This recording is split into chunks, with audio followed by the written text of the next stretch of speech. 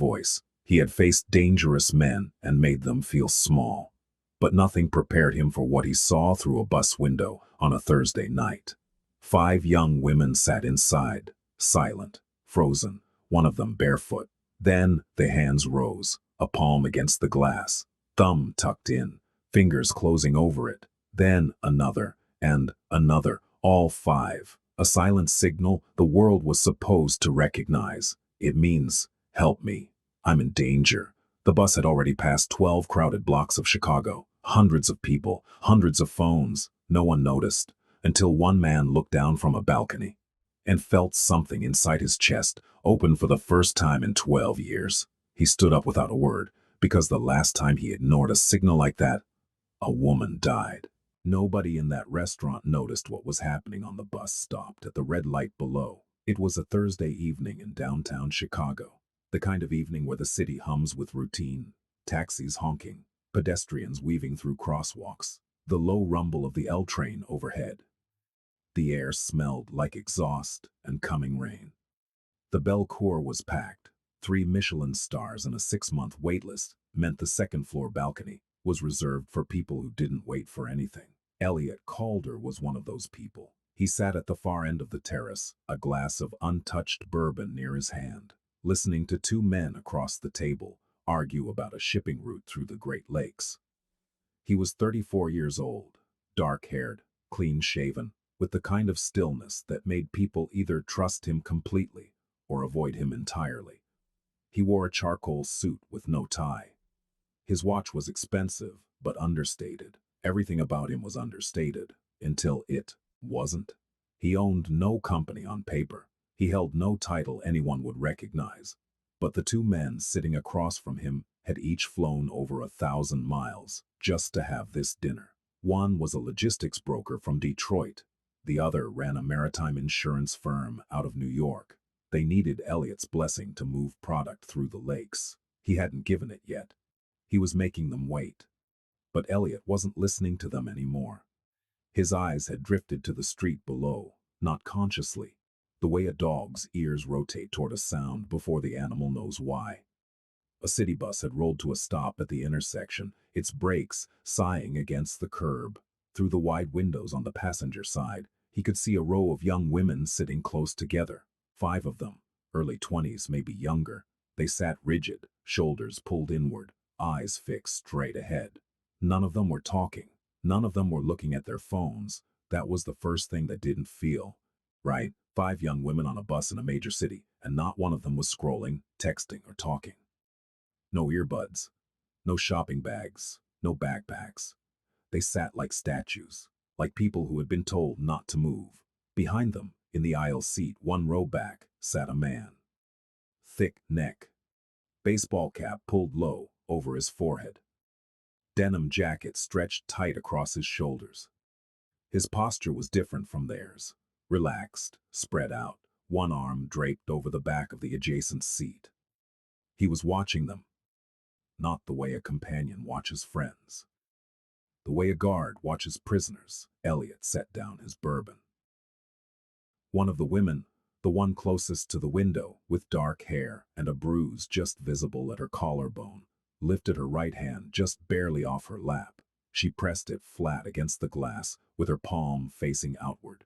Then she tucked her thumb into her palm. Slowly, carefully, she curled her 4 fingers down over it, trapping the thumb beneath them. Her hand closed into a quiet fist against the window. Then she dropped it. The motion lasted less than 2 seconds. A second later, another woman did the same thing, blonde, thin, her left eye slightly swollen, palm up, thumb in, fingers closed. Then a third. Then the 4th and 5th, almost in unison, fast and trembling, like they knew this was the only chance they'd ever get. Their eyes never moved from the seats in front of them. The man behind them shifted his weight but didn't stand. He hadn't seen, but Elliot had. He knew that signal. He'd seen it in a Department of Homeland Security briefing 2 years ago, a meeting he wasn't technically supposed to attend, but when you fund the right people, you get invited to the right rooms. The gesture was the international distress signal, created during the pandemic for people who couldn't speak, Couldn't call, couldn't scream. It was designed to be done with one hand, discreetly, silently. It meant one thing: I need help. I am in danger. And they had done it 5 times. The light turned green. The bus pulled away. Elliot stood up so fast his chair scraped against the stone terrace. The logistics broker stopped mid-sentence. Elliot! He didn't answer. He was already pulling out his phone, already walking toward the stairs.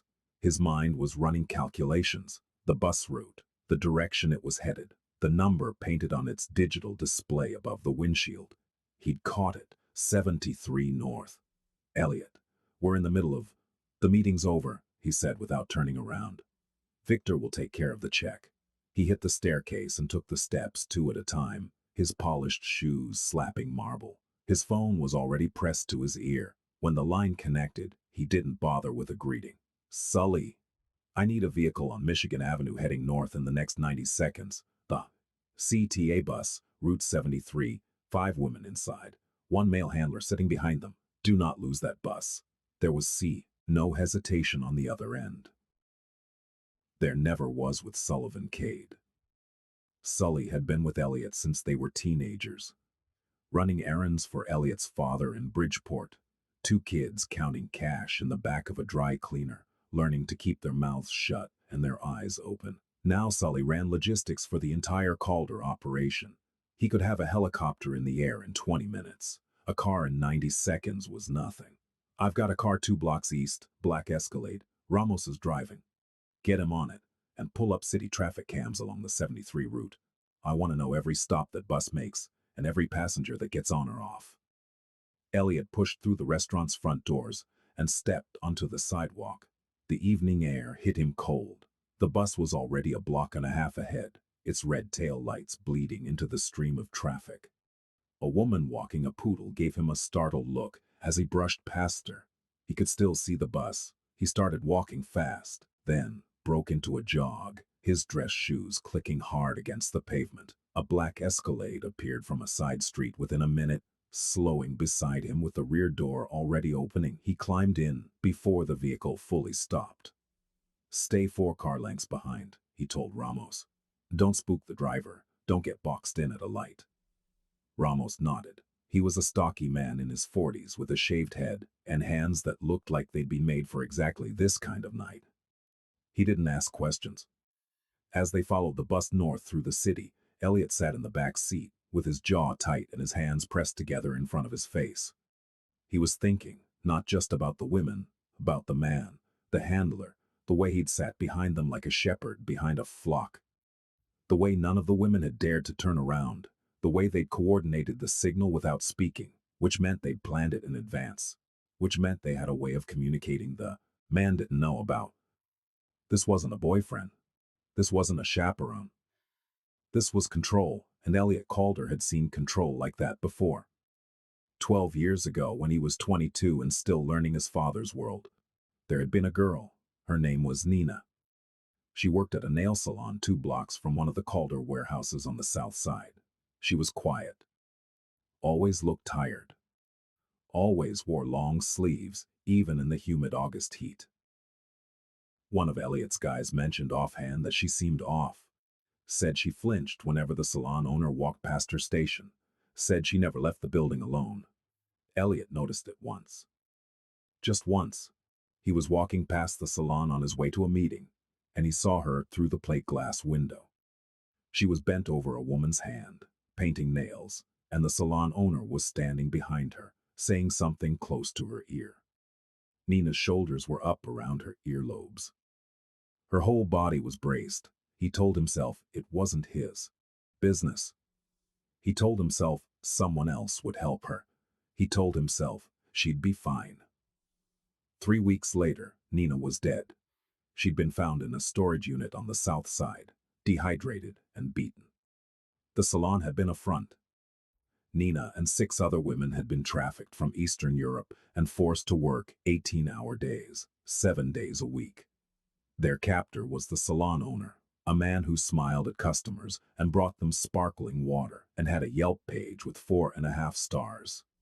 The women slept on the salon floor after closing. They ate what they were given. They spoke when spoken to. Nina had tried to run. Ooh, she'd made it 2 blocks before they caught her. They put her in the storage unit as punishment. She was there for 4 days before her body gave out. Elliot never forgot her face, not because he'd known her well, but because he hadn't known her at all. Because he'd had one moment, one clear, unmistakable moment, when something in him said look closer, and he chose to look away. He swore on everything he was that he would never do that again. The bus turned onto Clark Street, then again onto a side road near Uptown. The neighborhood changed. The restaurants and boutiques gave way to squat apartment buildings with security bars on the windows, liquor stores with neon signs, a laundromat with one light on. It was getting darker, quieter. "He's not heading to the terminal," Elliot said. Sully's voice came through the phone.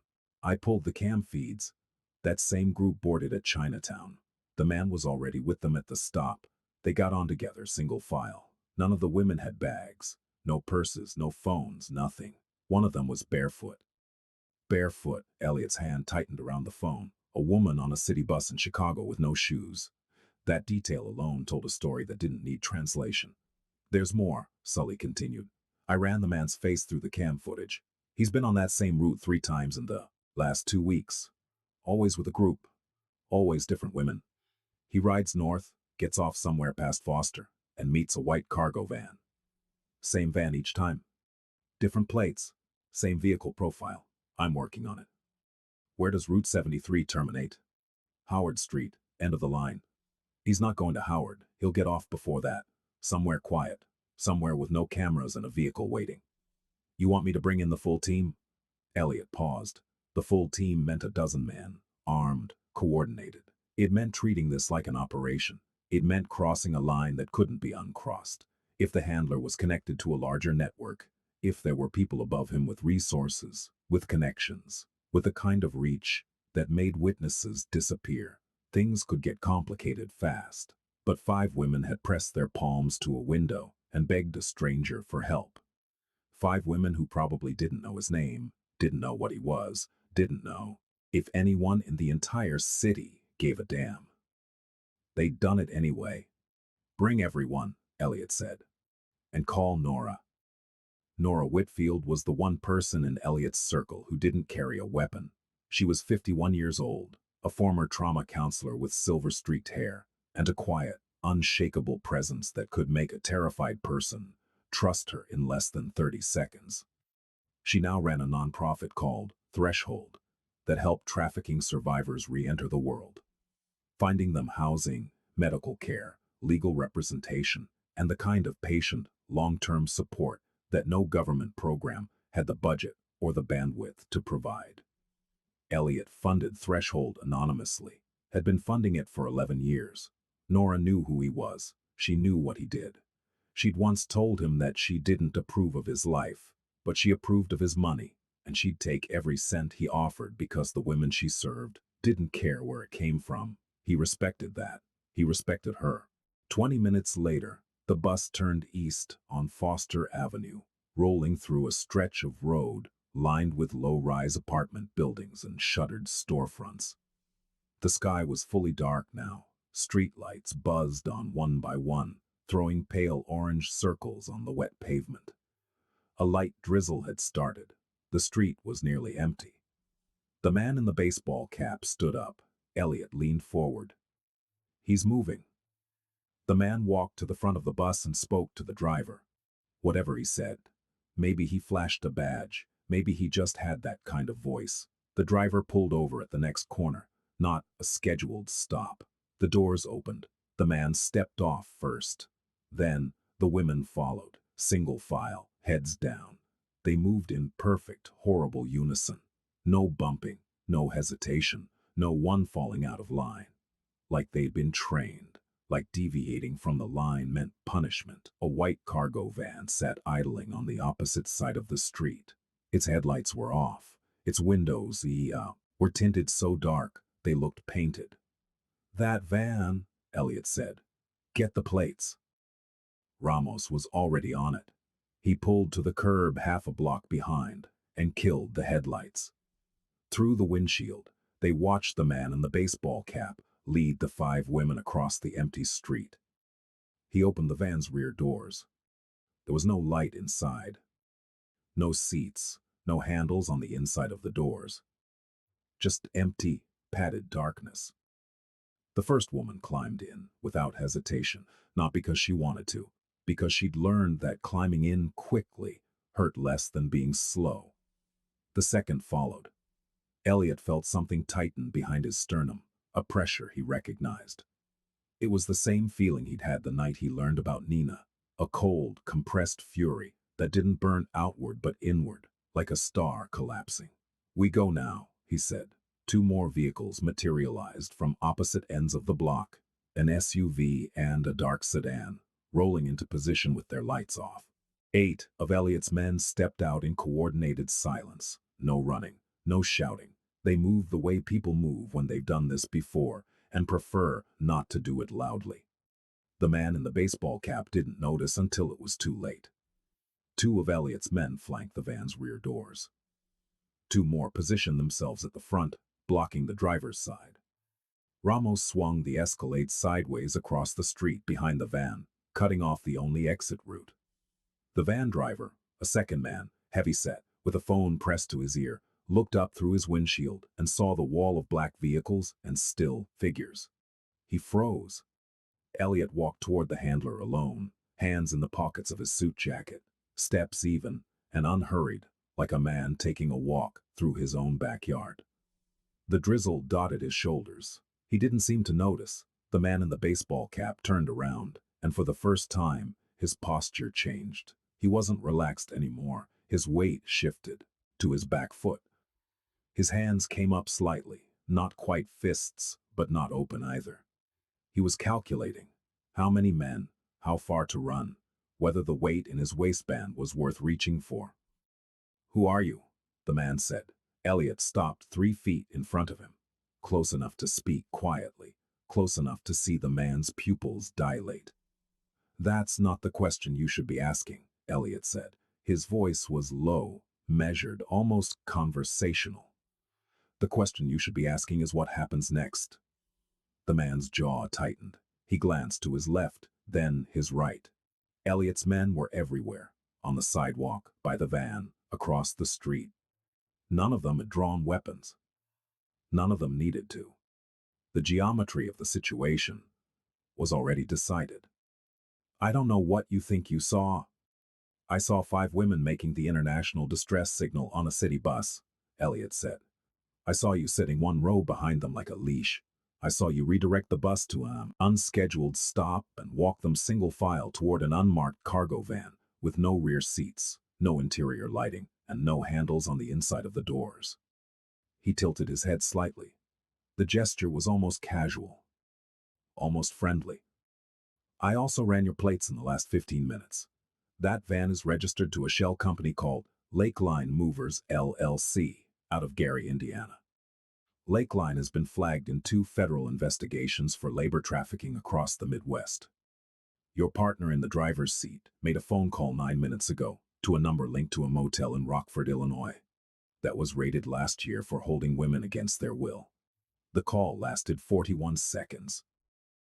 The handler's face went pale. The color drained from under his skin like someone had pulled a plug.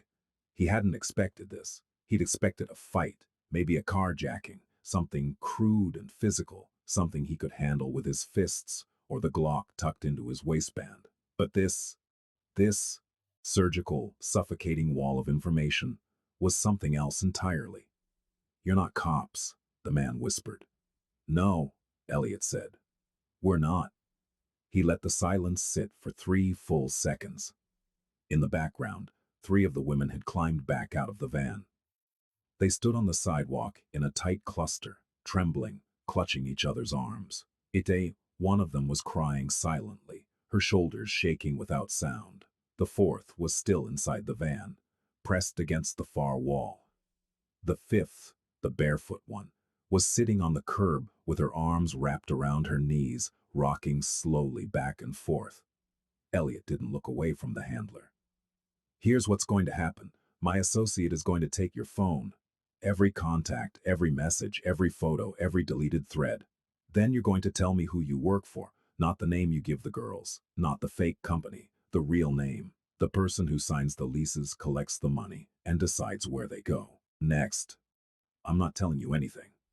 Elliot stepped closer. His voice didn't rise. If anything, it got quieter. The way a blade gets sharper, the thinner it becomes. You're not understanding the situation. The police will be here in approximately 12 minutes. I've already made sure of that. The call went out before I got out of this car. The FBI field office has been notified. The question isn't whether you go to jail tonight. You will. The question is what condition you're in when they arrive. He paused. And more importantly, what information I've already handed them about your entire operation before you even get processed. The handler's bravado cracked. It didn't shatter. Men like him didn't break clean. They splintered, but it cracked visibly. His eyes darted to the van driver, who was already being pulled from the cab by two of Elliot's men. His phone confiscated, his wrists secured with zip ties applied with clinical efficiency. The driver didn't resist. He looked like a man who had just realized the ground beneath him had been hollow all along. The name, Elliot said. The handler swallowed. His Adam's apple moved like a stone. Vanek, he said. His voice had changed. Smaller now. Gregor Vanek. He runs everything out of Milwaukee. The motels, the transport, the job placements, the debt collection, all of it. I move them. That's all I do. That's not all you do, Elliot said. But that's for a jury to decide. He stepped back and pulled out his phone. The call took 8 seconds. Sully. The name is Gregor Vanek. Milwaukee-based. Start pulling everything. Property records, business filings, LLC registrations, known associates, travel patterns. I want a full package ready for the bureau by morning. Make it clean. Make it airtight. He hung up. Then he turned toward the women. They hadn't moved. They stood in a loose, trembling cluster on the sidewalk, backlit by the one working street light on the block. 4 of them were watching him with wide, uncertain eyes, the eyes of people who had stopped expecting rescue a long time ago and didn't know yet whether this was real. The fifth, the barefoot one, was still on the curb, rocking. Elliot walked toward her slowly. He crouched down, about 4 feet away, close enough to speak, far enough that she could see his hands, see that they were empty and still. He rested them on his knees. My name is Elliot, he said. Nobody is going to hurt you, not tonight, not anymore. She didn't look up. Her feet were dirty and cracked, raw at the heels. She was wearing a thin cotton dress 2 sizes too big, the kind you'd find in a donation bin. Her hair was matted on one side like she'd been sleeping on concrete. A faint scar traced the edge of her jaw. Do you understand what I'm saying? He asked gently. She nodded, just barely, a movement so small it could have been a tremor. Can you tell me your name? A long pause. The drizzle fell. Between them. Somewhere behind Elliot, one of the other women let out a soft, broken sound. Not a word, just a release, like a breath held for months, finally escaping. Then, the barefoot woman spoke. Her voice was so small, it barely carried over the sound of the rain. Maren. Maren. Okay, Maren, there's someone coming to see you. Her name is Nora. She's kind and she's safe, and she has been doing this for a very long time. She's going to take you somewhere warm. You don't have to talk. You don't have to explain anything. You don't owe anyone a story. You just have to let us help you. Can you do that? Another nod. This time, she looked up. Her eyes were dark and hollowed, rimmed with exhaustion so deep, it looked like something permanent. But somewhere beneath it, beneath the fear and the damage and the months of silence, there was something else. Something fragile and flickering like a pilot light that had almost gone out but hadn't. Relief. Within the hour, the block was transformed. 2 Chicago PD squad cars, an unmarked federal vehicle, 2 FBI field agents pulled from a trafficking task force that had been investigating Vanek's network for months, but hadn't been able to pin down the transport routes or identify the handlers. Elliot's information, the plates, the phone records, the shell company, the name, filled in gaps they'd been chasing for the better part of a year. The handler and the driver were taken into federal custody. The women were transported to a secure residential facility operated by Nora's organization. Medical staff were waiting when they arrived, counselors, interpreters for 3 languages, clean clothes, warm food, beds with real sheets, and doors that locked from the inside. Nora was there. She sat with each of them, one at a time, and said the same thing. You are safe. You are believed. Whatever you need, we will try. Over the next 3 days, the women began to speak. Their names were Maren, Luisa, Katja, Joy, and Anna. They came from 4 different countries and had never met before 8 months ago. Maren was from a small town in rural Minnesota. Luisa from a village outside Guatemala City. Katja and Anna were cousins from Odessa, Ukraine. Joy was from Cebu in the Philippines. They had been brought together in a basement apartment in Milwaukee and told they owed debts they would never be able to repay, for their transport, for their housing, for the food they ate. Their passports, the ones who had them, were taken on the first night. Their phones were confiscated. They were told that if they tried to leave, their families would be found. Luisa was shown a photograph of her mother's house. Joy was read her sister's phone number aloud, digit by digit, to make the threat concrete. For 8 months, they had been moved from city to city, motel to motel, forced to work in conditions that no human being should endure. They were fed once a day. They slept in shifts on whatever surface was available. They communicated with each other in whispers, gestures, and fragments of shared language, because they'd learned that spoken words at normal volume could be punished. The distress signal, the one Elliot had seen through the bus window, had been taught to them by Maren. She'd learned it from a social media video years ago, long before she'd ever imagined she'd need it. When they were put on the bus that Thursday evening for transport to a new location, Maren told the others what to do. She used hand signs, quick and careful, while the handler's attention was on his phone. She told them to watch the windows.